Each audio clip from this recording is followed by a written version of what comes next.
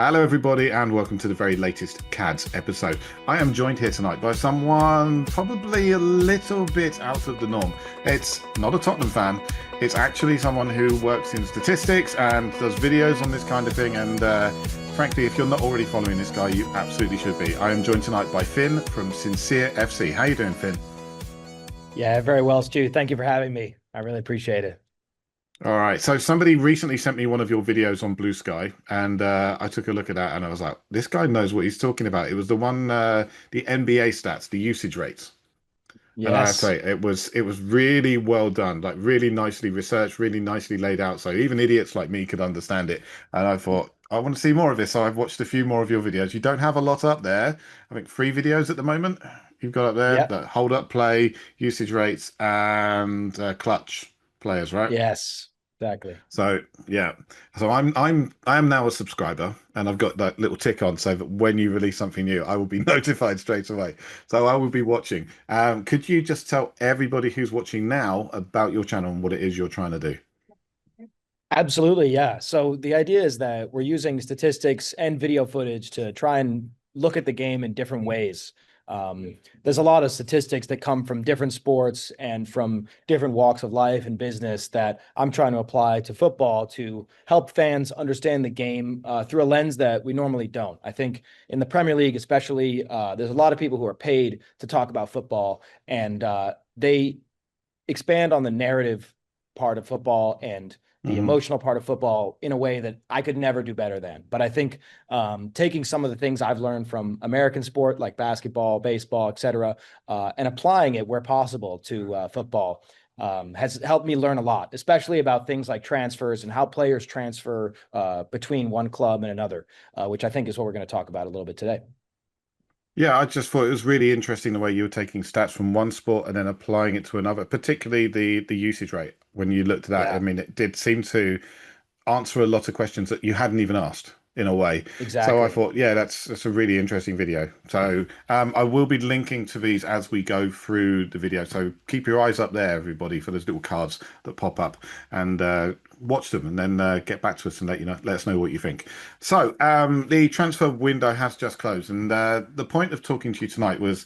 There's going to be a lot of people who are talking about, how happy they are about the transfers that came in and things like that.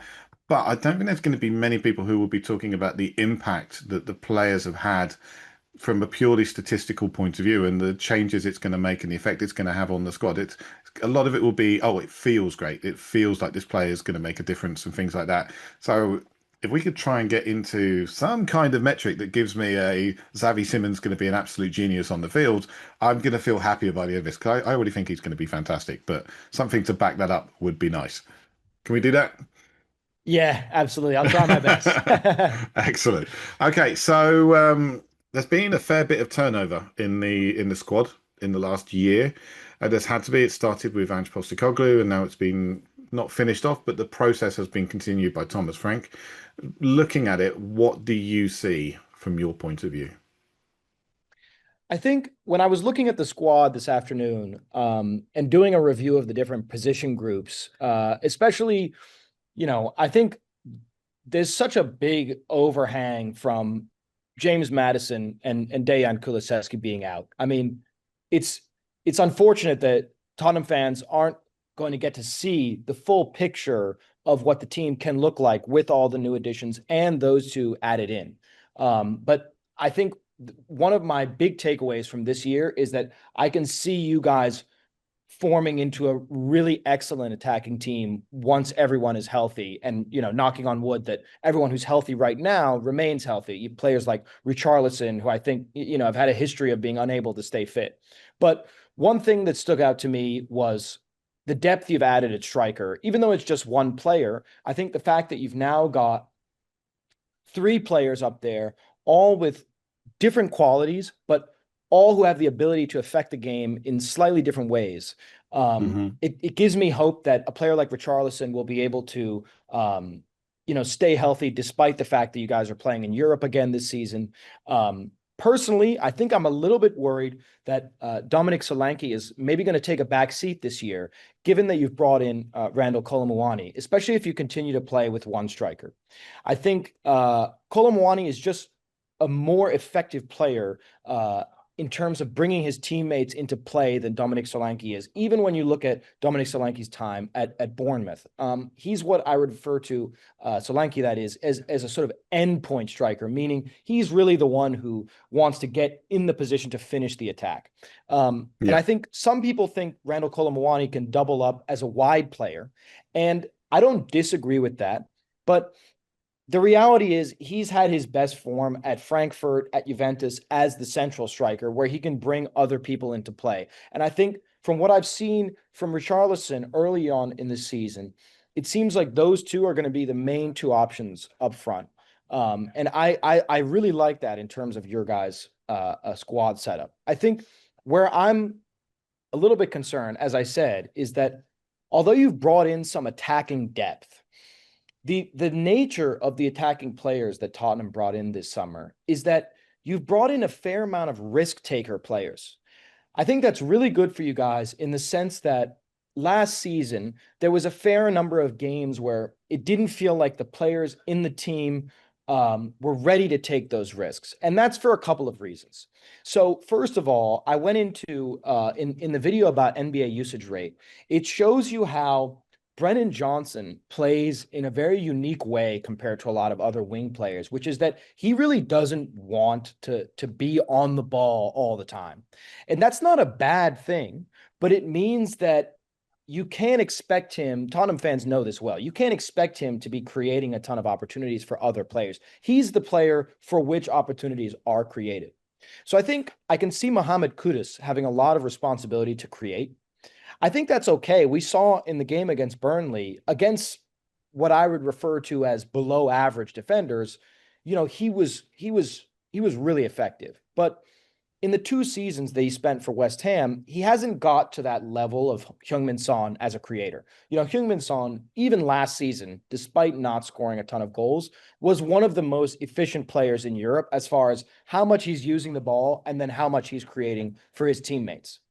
And I don't think you guys found the right way to replace Son yet in this window that just came up. I mean, to talk a little bit about the players that you did bring in those kind of positions, I think that Xavi Simons is the risk taker I was talking about. He's used to taking on a lot of responsibility for his team. And I really like the idea of Kulusevski and him in the same side. So once that part of the season hits, I can see you guys doing really well. But I think the key thing with players like Heung-min Son is that they had that ability to unlock the door at times when you played a team that really wanted you to break them down. I think the game against Bournemouth this past weekend is a really good example. And so I think it's going to be difficult, especially in the first half, to beat teams that want you to keep the ball. On the other hand, the games where you have to play teams that maybe they want to dominate the ball themselves, I think you guys might have a lot more success because a lot of the players you brought in, they've thrived on the counter historically in their career. As far as the defensive depth and the goalkeeping depth, I think you might be probably better qualified than me to talk about that. I think the fullback depth, as we sort of briefly alluded to before the call, I don't think there's a ton of fullback depth, but I also see that there's some young players who are, you know, versatile, can play a few different positions there. And then I like Vicario as a goalkeeper. So, you know, obviously knocking on wood that he stays healthy this season as well. I think the main depth where you guys are lacking is that those offensive creators to unlock the door. I saw a couple of days ago that you were linked with a player called Nico Paz from Como. He was a sort of central midfield attacking player. And ironically, I think he could have been quite useful as a sort of unlock the door, control the tempo. But I think the trouble is he'd probably be in the cold a bit once James Maddison and Kulusevski came back. So was there really a role for him in the team? I struggle to see it beyond the time when you've got these injuries right now. I think the issue with Nico Paz came down to the Real Madrid connection. So, I mean, basically he's on an extended loan there where they've spent some money and he's officially under contract. But I believe Real Madrid can buy him back for some ridiculously low sum. And if he was to be sold on, then first of all, I believe Real Madrid have to agree to it. And they would have to forego a buyback clause. And also they've got a huge percentage, something like 40% of the 40% sell-on clause or something like that. So all of those things combined, and the player doesn't want to go anywhere apart from Real Madrid because he knows he's going back there next summer. And then you've got to add in the fact that Como, I believe, have the richest owners in Syria. At this So point, I think so. Yeah. yeah. Yeah. So with that, I just think it was never going to happen. I mean, I like Nico Paz as a player. I think he's got a lovely touch on him, and you can see exactly why Real Madrid would be wanting to have him back one day. But he would be going into such a busy area for Real Madrid. They've already got good players in that position, and I think there's a chance that he may need to move on somewhere else before he gets that step. Yeah, I totally agree with that last point. I mean, I think obviously you see how it goes, but it's somebody to keep an eye on next year, especially. You know, you see Yeah, the way Real Madrid are kind of transitioning right now.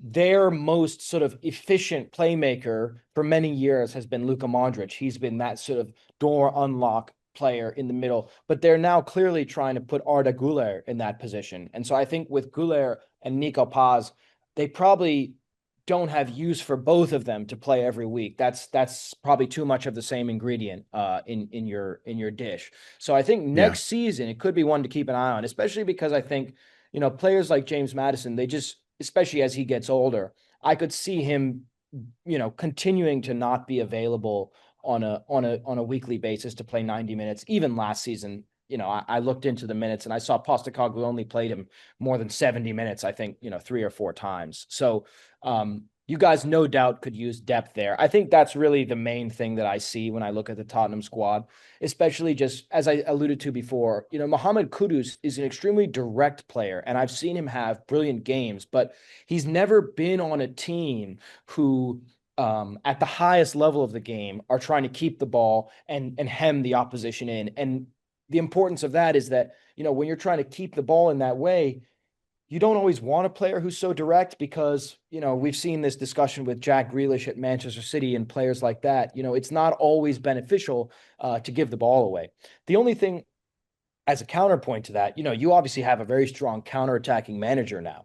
So I think that the seeing whether he tries to play a possession game or a counterattacking game, I strongly expect him to focus more on the counterattacking game, because that's where I think you guys can be really effective. I would be shocked if you spent a lot of games, you know, dominating possession this season. yeah, I agree. I think Thomas Frank is a counter-attacking manager. I also think it's good to have a manager that's got that flexibility to be able to change things up. You know, we've seen different things from him already this season. I suspect we'll see different options as well. Hopefully, not too many performances like the Bournemouth one, because that was quite disheartening.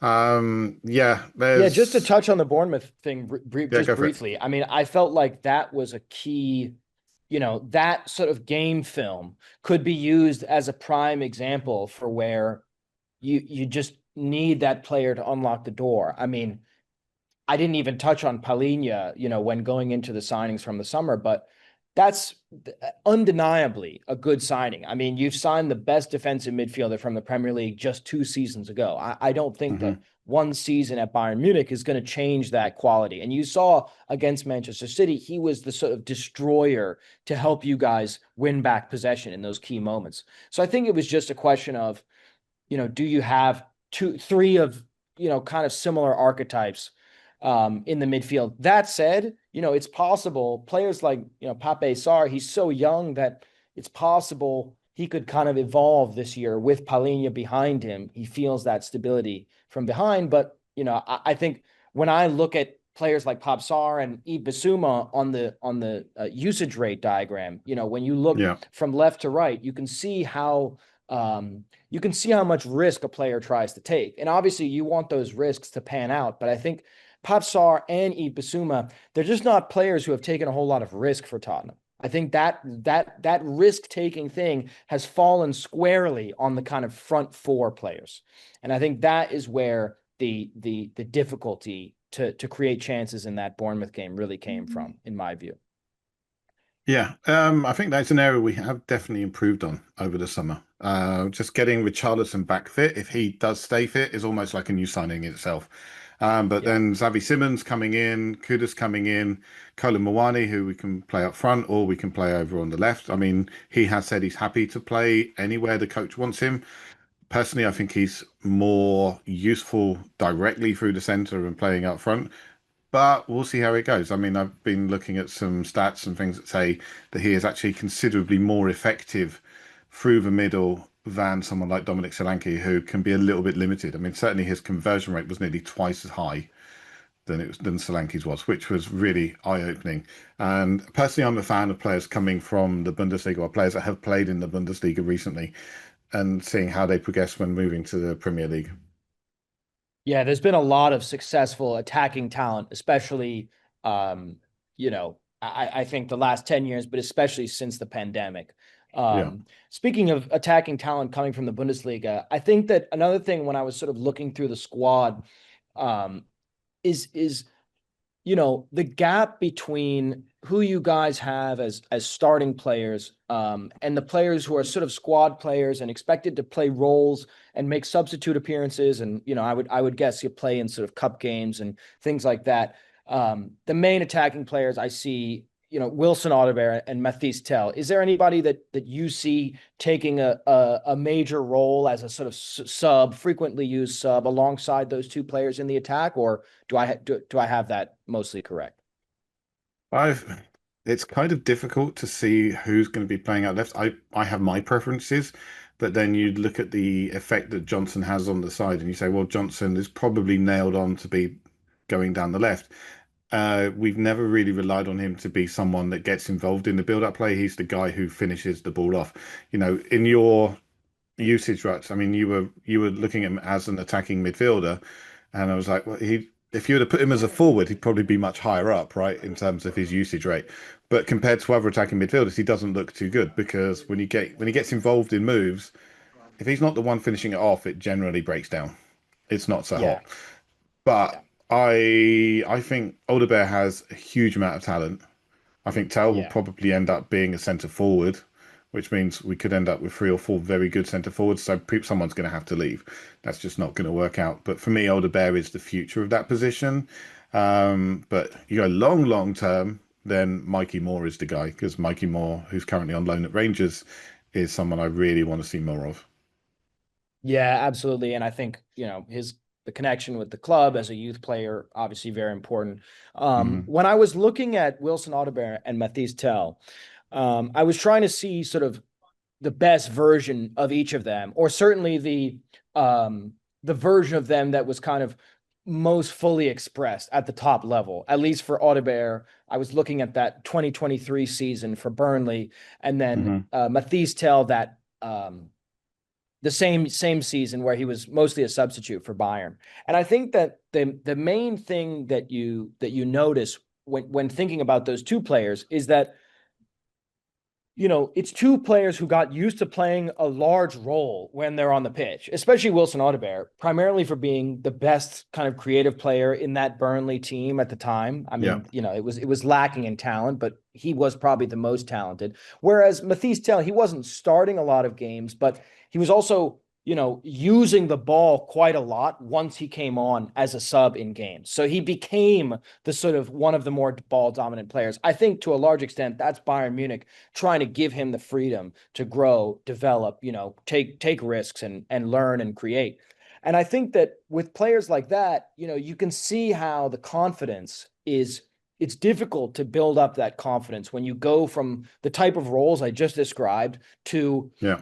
not only playing in a team with a lot of expectations this season, like Tottenham, you know, back in the Champions League, but also a team where you're expected to come in and succeed right away. There are no star players in front of you that can kind of take you out from under the cosh when things aren't necessarily going well. I might have thought that would be Son Heung-min in the past, but I think with him not there this season, you know, it gives those two a real chance to grow. So I think while I'm excited to see, you know, Brennan Johnson have another full season on the right wing, on the left wing, I hope that especially Wilson Odobert, because I do agree with you, based on where I see Mathys Tel in the diagram, he's somebody who I think uses the ball a lot more than he tries to give the ball to his teammates. And so Hmm. I agree with the assessment that he probably belongs as more of the end point, whereas Wilson Odobert is probably more involved in the buildup.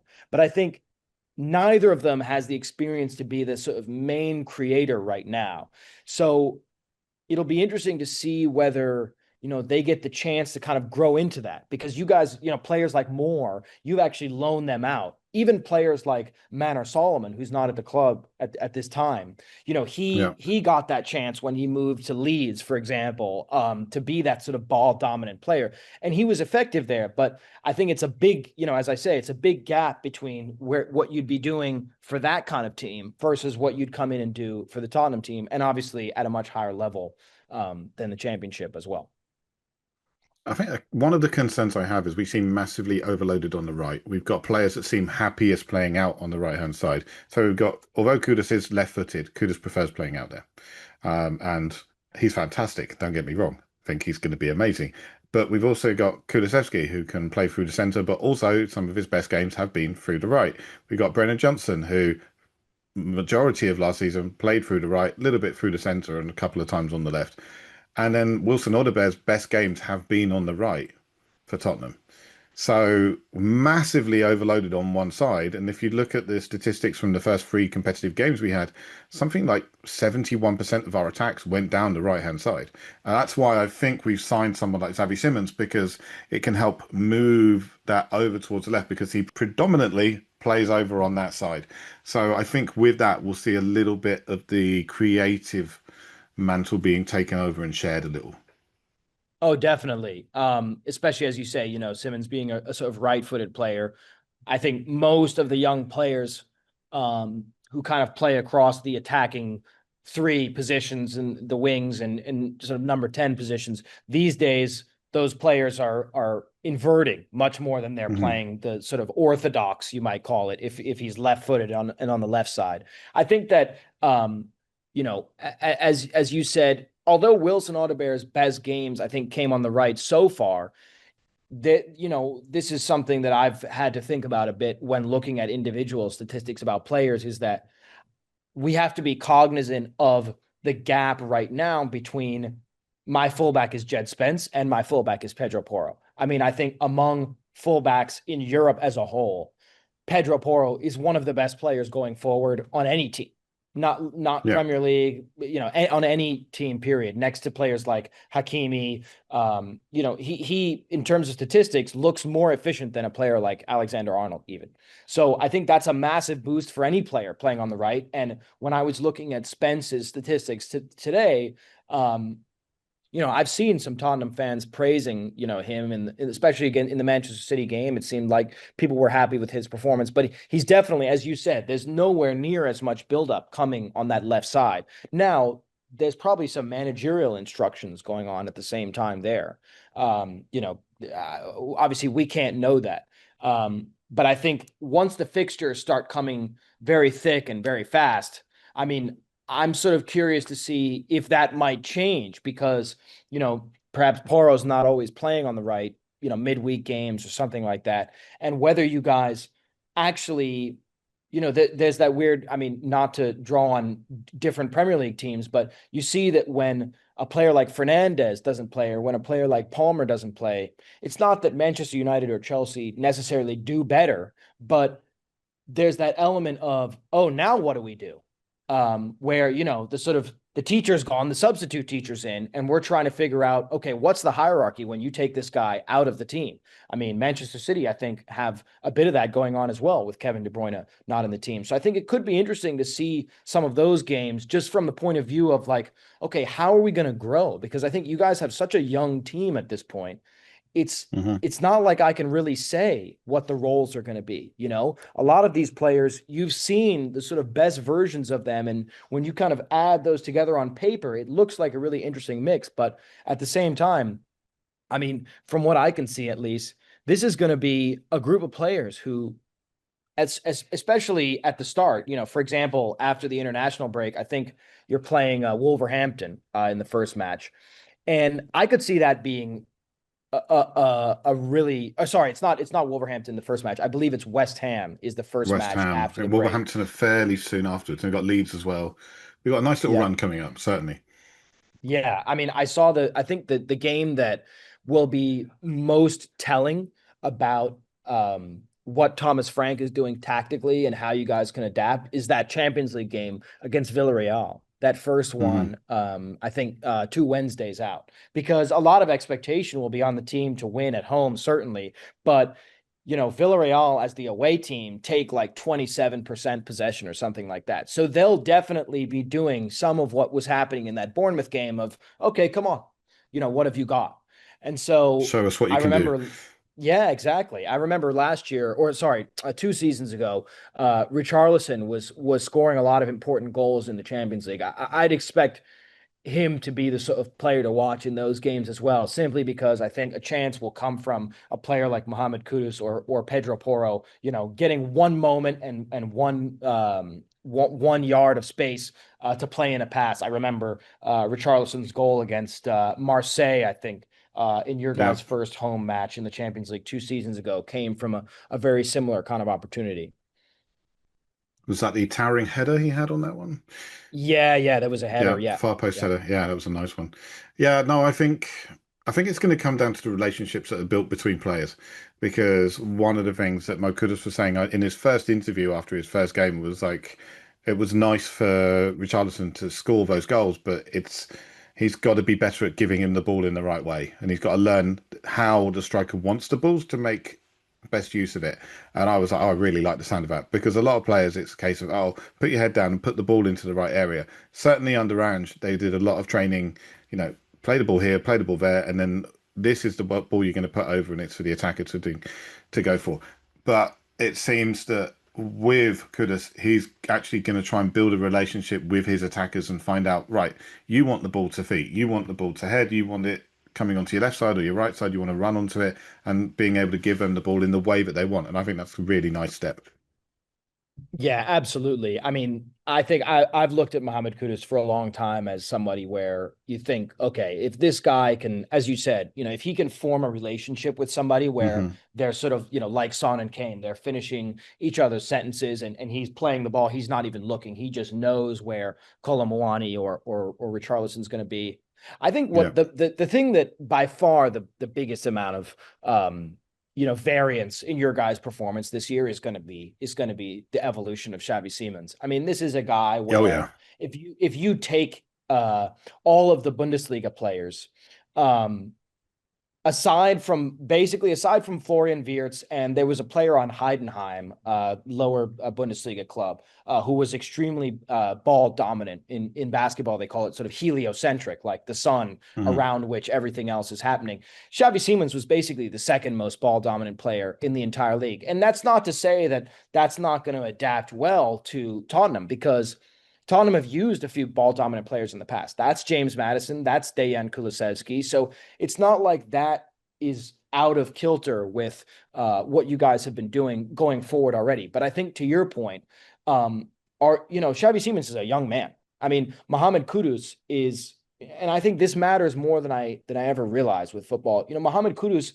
if you look into this guy's personal life, this is somebody who's been dealing with a ton of responsibility for a long time, as a young Yeah. man, as a young footballer. And so, the kind of response that you just alluded to, where he's taking a very sort of mature angle on how to be a professional footballer, you can see where, you know, you can see where that kind of thing comes from. And then with Xavi Simons, I'm not saying that it's the opposite or something like that, but we just don't know. I mean, he's so early in his career, and he's one of those players who've, since the first time they've been playing first team football, the top clubs. And that's no disrespect to Tottenham, but he's been linked with teams like Paris Saint-Germain and Barcelona from the very start.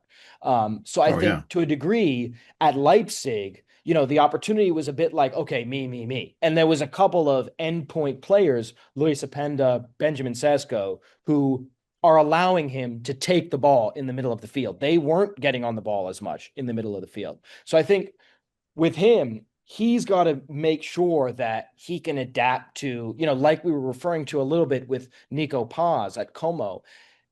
can you control the tempo of the game? Because I think you may have, probably seen something like this before. The Bundesliga is the league with by far the sort of highest average defensive line. So there's the most kind of quick transition opportunities happening. And Red Bull Leipzig are a very kind of vertical team. Even though they keep the ball, they're playing a lot of direct football. And obviously we talked about, Frank knows how to counter. We've seen him do that with Brentford. But once they try and do some tactical versatility, keeping the possession, especially like we said, against teams like Villarreal in the Champions League, that it's going to be a lot of players like Brennan Johnson on Tottenham squad saying, okay, Xavi Simons, we're going to give you the ball, but you can't just be sort of shooting wildly. I mean, a good example that I saw from last year was when Omar Marmoush came into the Manchester City team. There was an element of kind of like he was the most ball dominant player in the Bundesliga in that first half of the season before he left. And so you could see that he was used to, okay, I pick up the ball. It's on me right now. Where other Manchester City players, like Erling Haaland, for example, are kind of looking and saying, well, we need to form this partnership here. So I think when you see Xavi Simons against Villarreal, that's really going to tell us a lot about, okay, where is this guy's head at in terms of, does he just think, yeah, I'm here to show what I've got, and, eventually it'll be Barcelona or Paris Saint-Germain or something, or is he going to sort of get his head down the way that, Mohammed Kudus, you alluded to, has, and be a team member? Because I think if you take his talent and he sort of gets that right mentality, I agree with you that he could damage a lot of Premier League teams this year. I mean, the combination of physicality. I think people think Xavi Simons is quite small. He's actually stockier, and closer to feet than you might think. He sort of has the archetype of somebody who you think, oh, what is he, sort of, 170 centimeters or something like that. No, he's actually a bit more built, especially in the past couple of years. He's clearly grown a little bit. So I think with that added physicality, I think, especially when you guys play on the counter, you were saying earlier, is he potentially going to play alongside Randal Kolo Muani in a kind of, two striker, two forwards, second striker setup, be breaking the lines a little bit. To me, it's so exciting. I think arguably is kind of like the most exciting player in the Premier League this season in terms of it could be anything. I mean, it could be extremely kind of frustrating and sort of like, yeah, okay, he's so talented, but just hasn't quite screwed it in. Or it could be like, just light up the world kind of scenario. I'm afraid of the second one as a fellow Premier League supporter. I'm fingers crossed for light up the world. Yeah, The thing I do like about it is, you mentioned Openda, you mentioned Šeško, these are players. He was feeding the bullets for them. You look at his assist rate was really good.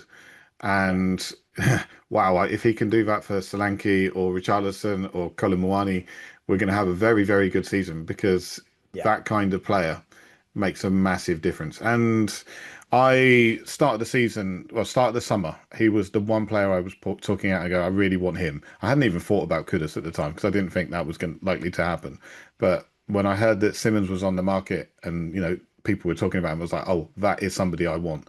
And I was looking at his heat map. I was looking at his statistics on FBref, all of those things. And I was like, this is just the kind of perfect player to fill in and take over Maddison's minutes. Because in some ways, they're almost identical.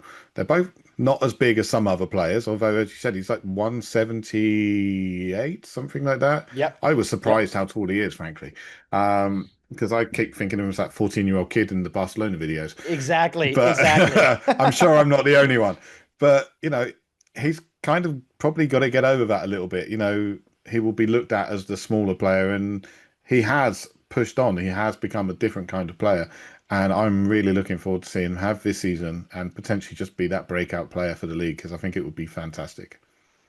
Yeah. And I think, I was saying at the start of when we spoke about how, unfortunately, and this is just the consequence of, timing, and timing is everything in life. And I think, unfortunately, well, as a blessing in disguise, it could be the case that, Randal Kolo Muani actually comes in and kind of just displaces Dominic Solanke as the main striker, especially because he has the ability to bring other players into the team. And I think on that point, especially with Maddison's age profile, I Hmm. could easily see a situation where, I mean, do you know exactly how long is Maddison expected to be out for? I mean, from what I was reading, it didn't sound like a season-ending injury, but also I wasn't super clear on whether he was coming back immediately. Can you shed any light on that? Well, an ACL is generally a season-ending injury. Okay. I mean, I did my own ACL, but I didn't have the care and attention that a Premier League player gets. But mine was a few years before my knee felt right. A Premier League player, Rodri, did his a little bit later in the season, a few games in, I think, and he was out for pretty much the entire season. He came back and played a few minutes, I think, or certainly training on grass towards the end of the season for Manchester City, but he was not in any way the same kind of player. The problem with an ACL injury is that you can be fit and playing, but your knee is still not right until you've built up the full strength in there, and it takes time. And you could see a player take another season or longer to get actually properly fit. If we look at Bentancur had a very bad knee injury, and it's only now he's just getting back over what 18 months later. He's getting back to the kind of player we saw before.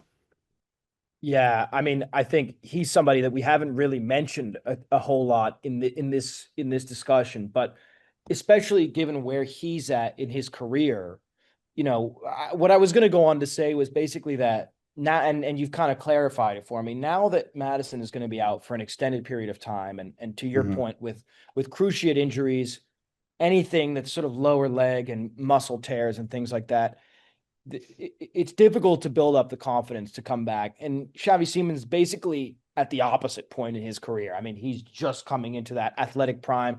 I think there's a high possibility that by the time James Maddison comes back, fans are kind of scratching their heads going, do we need to move this guy on? I mean, I love him, but I mean, when's he going to play? I want Xavi Simons to play every week. And so I think that you guys have maybe been unfortunate victims of kind of like bad timing over the past couple of seasons and then flowing into really good timing, bringing in a couple of these players that you have now. But with Bentancur, I mean, when you look at Bissouma and Pop Sarr on that usage rate diagram, clearly they are not big risk takers in terms of Hmm. trying to play a lot of the sort of Hollywood pass or something like that. I mean, obviously that's part of tactical instructions as well. They're holding players, and Palhinha even less so. I mean, one of the least sort of ball dominant midfielders in the whole Premier One of the League. I most mean, risk it's averse midfielders you're likely to exactly, see. exactly. I think within the team, amongst the sort of central midfielders who aren't like Xavi Simons is a sort of colloquially defined, number 10. I think Yeah. Bentancur has got an opportunity to, with that added fortification from Palhinha behind him, um, start to play a few more of those creative balls. I mean, he's definitely in front of your Tottenham's other central midfield players in terms of how much he creates on a per match basis. Not necessarily as much in terms of goal scoring, but Mhm. just in terms of playing other players in. So I think that a very exciting kind of trio would be the sort of Palhinha, Bissouma, and Bentancur in the three, and then like you were saying before, having Xavi Simons, higher on the left side to give him Yeah. a bit more freedom, but also to not make it so kind of one-dimensional in terms of Siemens being one of the only players who wants to get on the ball, face up defenders, try and beat a man off the dribble and things like that.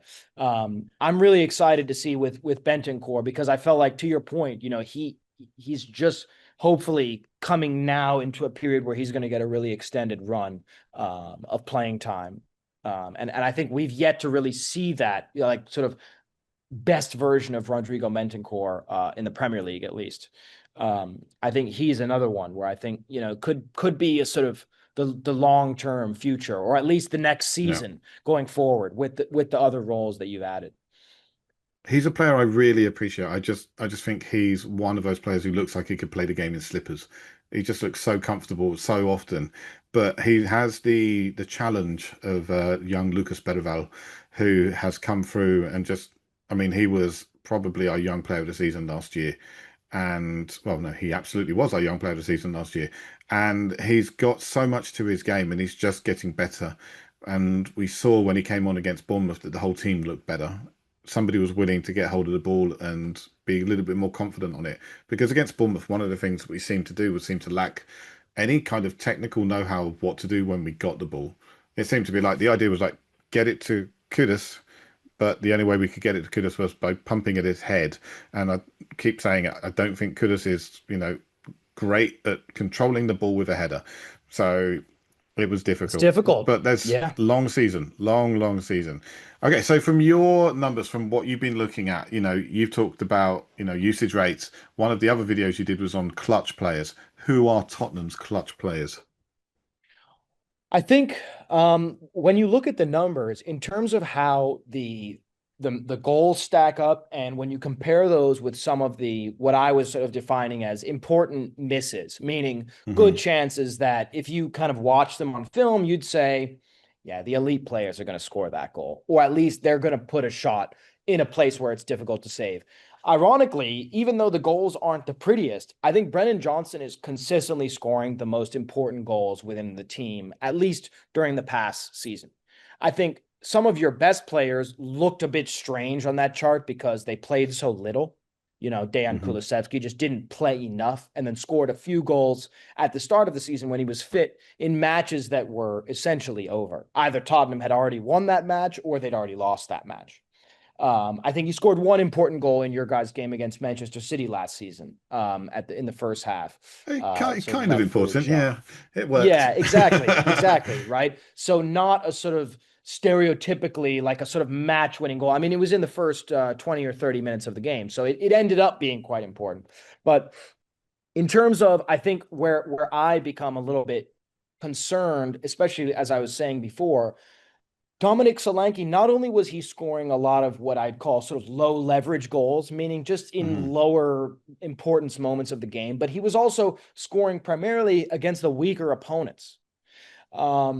So that makes me think that he's in a position where he may fade out of the selection. I think aside from Johnson, ironically, Richarlison's goals when he did score last season were relatively important, at least compared to the other players in the team. Son Heung-min scored, I think, maybe one of the largest numbers of sort of irrelevant insofar as they didn't influence the match outcome, albeit some of them were beautiful goals, but some of the least relevant goals. So that was kind of a head scratcher when I saw it, but I suppose it was just a consequence of the fact that, again, he wasn't always playing in those games. So I think the short answer is really Brennan Johnson, but then Randal Kolo Muani, who's a newer signing, he had quite a good skew last year for Juventus. He was scoring a large number of their kind of match-winning goals. Second half, the score is tied, or they need a goal, they're down by a goal. He was skewed as quite clutch in that regard. Xavi Simons was kind of more in the middle. He scored, I think, 10 times. So he was, rather than having all of his goals be quite important, he scored enough to end up kind of in the middle of the metric because he was sort of dragged this way and then dragged the other way by some of his other goals. But certainly he scored a fair number of goals that decided matches for Leipzig. So I think all three of those players are where I'm looking for the important goals this season. And like we said, Richarlison seems to have a knack of in those knockout competitions, be it for Tottenham or for Brazil, he seems to kind of come alive in some of those competitions. One of those players who sort of gets up for the big moment. I mean, you can tell, he really rises to the big occasion, Richarlison. So I think all four of those players I really like. I mean, as I said, the metrics made Kulusevski, Heung-min Son, and James Maddison as well. They didn't score the most important goals last year. But I also felt like the sample wasn't really big enough for Kulusevski to make a fair assessment on that, because I think aside from Siemens, he's probably the most dangerous player in terms of the number 10 position and effectiveness in the final third for you guys this season. When he comes back, Yeah, has he also done a cruciate as well? Is that right? No, he has a knee injury, but it's not a cruciate injury. So okay, so he should be back sooner. than James Maddison, you would say? The hope is he's back before the turn of the year.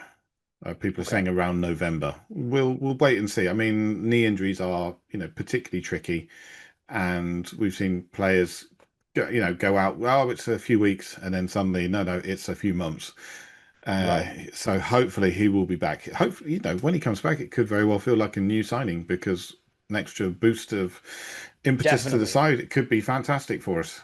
How Definitely. we're going to work it Definitely. all in, I do not know because we've got so many good players in just a few positions right now. Maybe he'll go back to playing eight. Maybe he'll play 10 alongside Simmons. Who knows? There's so many options. And at least for me, I noticed that it's been 4-3-3 for each of the three Premier League games this season. Do you feel like it Not the forms Manchester City different? game. Three at the back for the Man That City was game. right. Okay, a little bit more of a Yeah. three at the back for those games. It was like sort of on paper, it looked like 4-3-3. But I think that when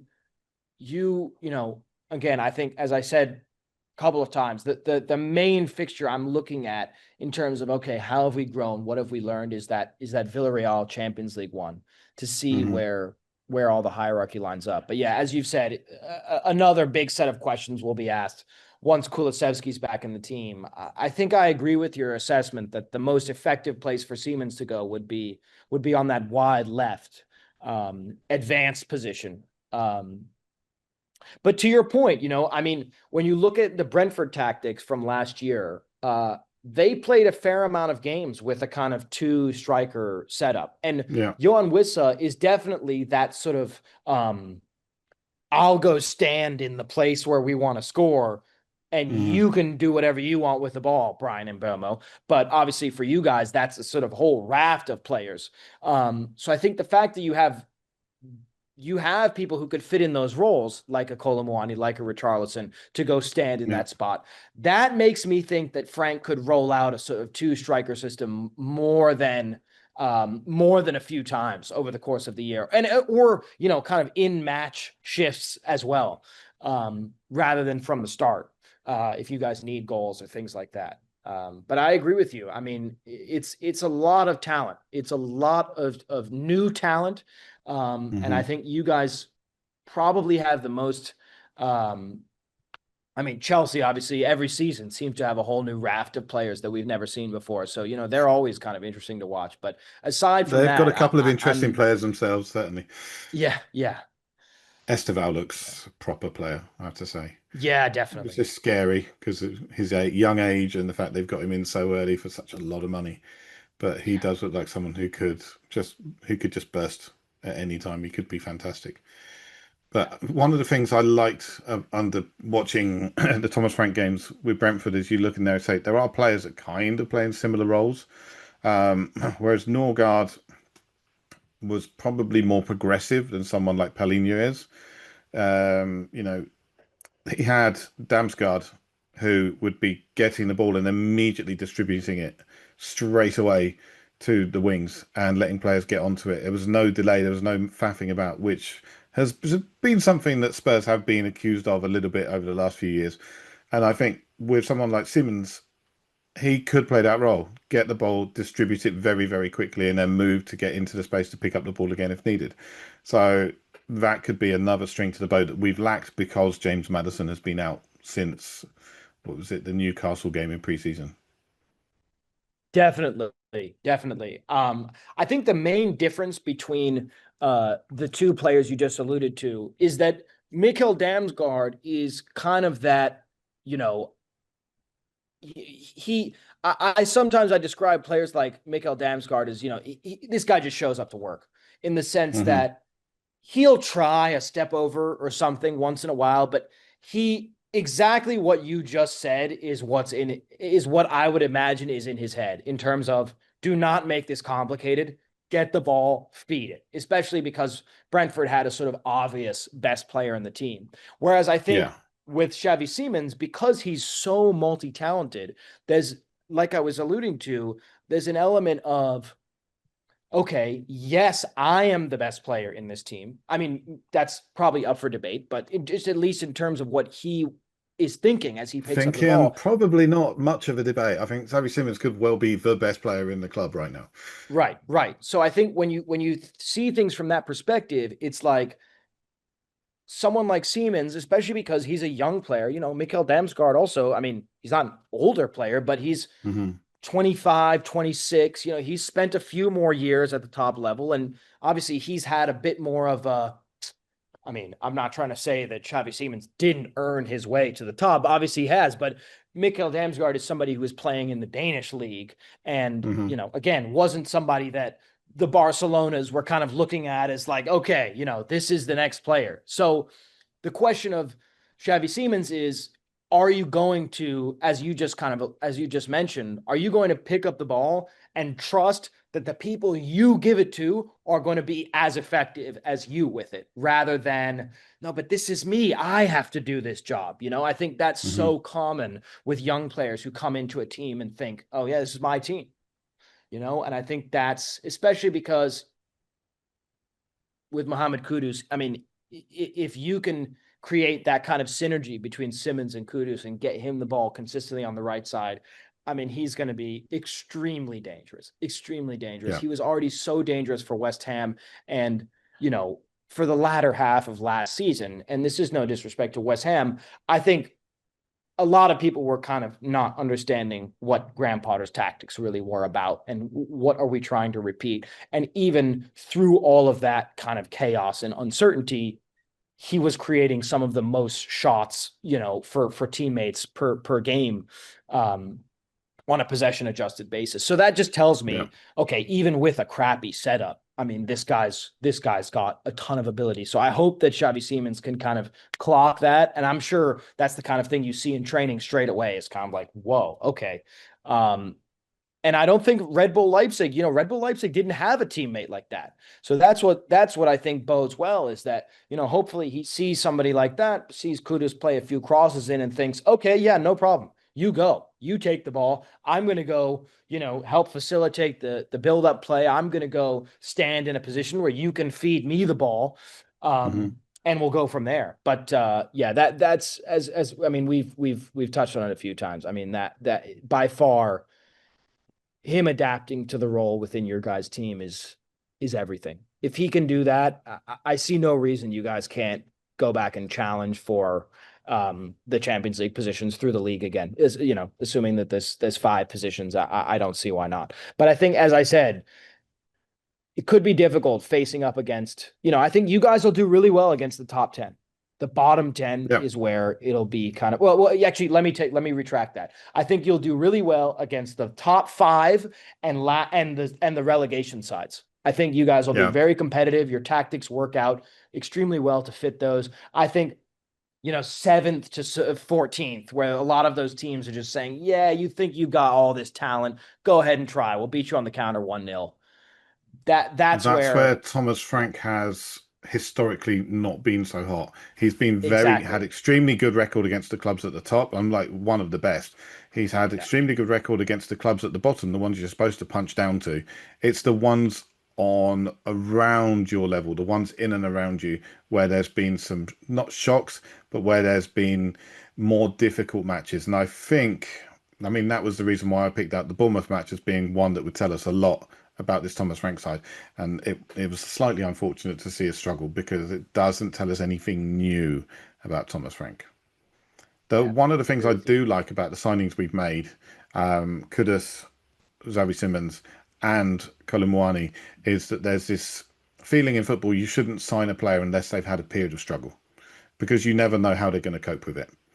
So Xavi Simons, obviously started at Barcelona, failed to break through into the B team as he wanted to, and ended up going, just saying, right, I'll let my contract run out, and went to PSG.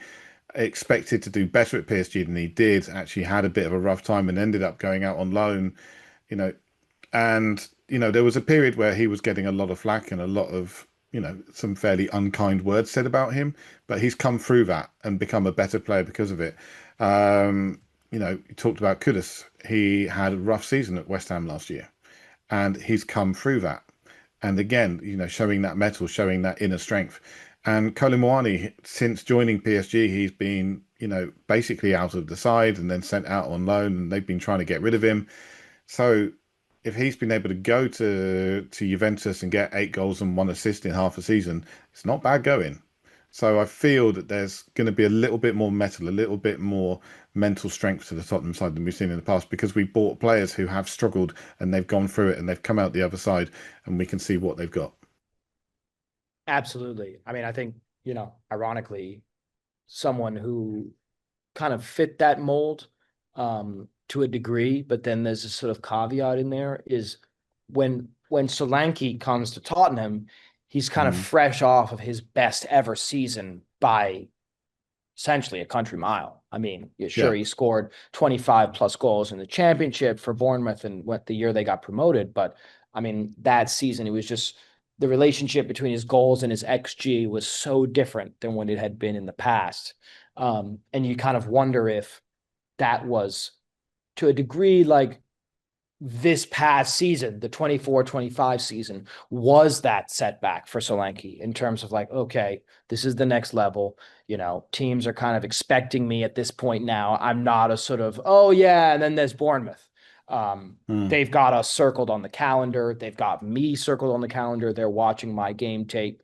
And I do feel like that, potentially he could come through on the other side of that. But as we kind of said before, because you've got two other strikers, and I think what you're saying sort of applies to Richarlison as well. I mean, I wouldn't say that I'm not sure of his like club journey. I'm not sure if he had the same kind of beginnings as some of the people we just talked about, but I know that he's been endured a fair amount of slack from Everton fans, Tottenham fans, Brazil fans, and has still delivered performances despite all of that. So I agree with you that it's a resilient group. And I mean, obviously from the outside looking in, I think Thomas Frank strikes me as a pretty sort of gritty manager as well, in terms of kind of liking that the attitude that we're describing right now. But that's not really my area of expertise, honestly. But I think from the outside looking in, it looks like a gritty bunch, especially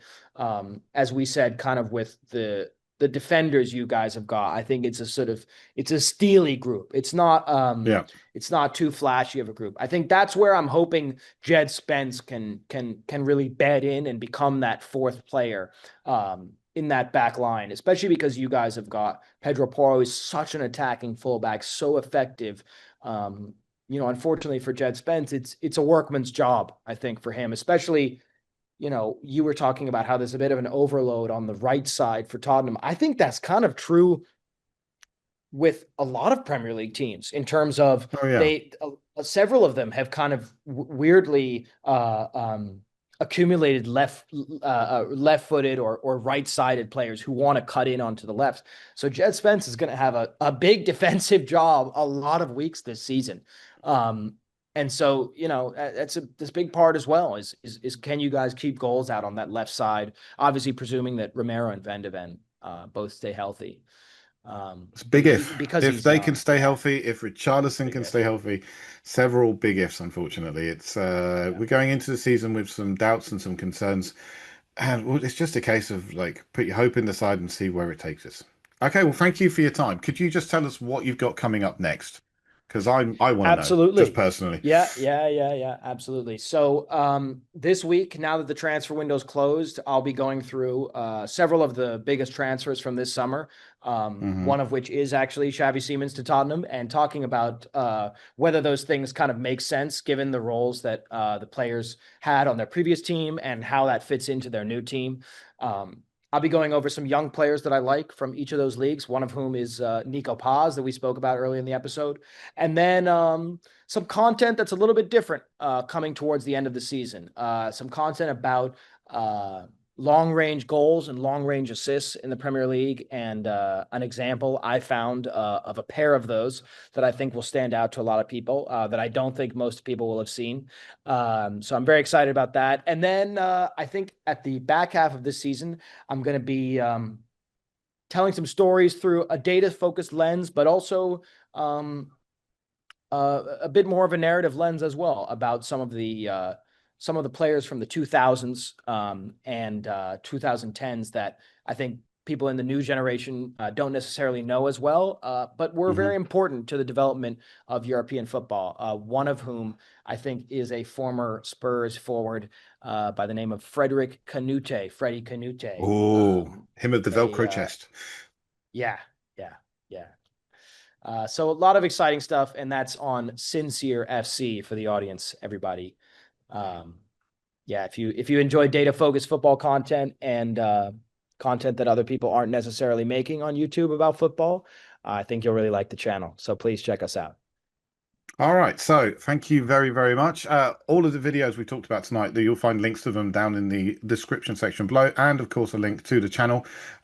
Please go there, please check it out, because I really enjoy it and I want to see more of this kind of stuff. So let's keep it going. Until then, everybody, thank you for your time, and come on, you Spurs.